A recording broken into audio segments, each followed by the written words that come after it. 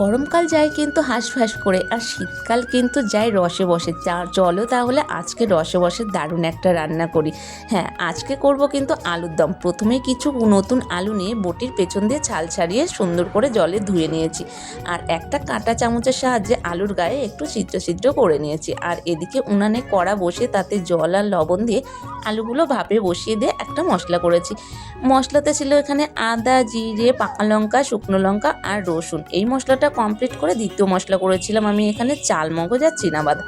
যাই হোক, মশলা বাটাবাটি কমপ্লিট করে আলুর ঢাকনা তুলে নিয়ে তারপরে আলুগুলো ভাপ হয়ে গেলে আলুগুলো কিন্তু তুলে নিয়েছি। তারপরে কড়াই পরিষ্কার করে কড়াতে তেল দিয়ে ওই তেলে আলুগুলো একটু হলুদ দিয়ে সুন্দর করে লাল লাল করে ভেজে তুলে নিয়েছিলাম। আলু ভাজার তেলে আর একটু তেল দিয়ে ফোড়ন করেছিলাম এখানে জিরে, তেজপাতা, শুকনো লঙ্কা, গোটা গরম মশলা আর কিছু পেঁয়াজ কুচি দিয়ে সুন্দর করে লাল লাল করে ভেজে নিয়ে ওর ভেতরে দিয়েছিলাম প্রথম মশলাটা। তারপরে একটু কষিয়ে নিয়ে দিয়েছিলাম লবণ, হলুদ, ধনিয়া গুঁড়ো দিয়ে একটু কষিয়ে নিয়ে দিয়েছিলাম এখানে টমেটো পেস্ট দিয়ে আর একটু কষিয়ে নিয়ে দিয়েছিলাম ওই চিনাবাদাম আর চালমগজের পেস্টটা, আর সাথে দিয়েছিলাম একটু চিনি আর একটু হিং দিলে কিন্তু রান্নার টেস্টটা একটু বেড়ে যায়। তারপরে এটা কিন্তু কমপ্লিট মশলা কষিয়ে নিয়ে একটু জল দিয়ে নাড়িয়ে চাড়িয়ে দিয়েছিলাম ভেজে রাখা আলু দিয়ে হালকা নাড়াচাড়া করে দিয়েছিলাম ঝোল।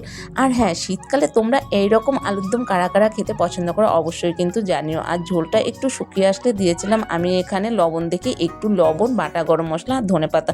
রান্নাটা কেমন লাগলো অবশ্যই কিন্তু জানিও। চলো আজকের মতো রাধে রাধে, দেখা হচ্ছে পরের ভিডিও।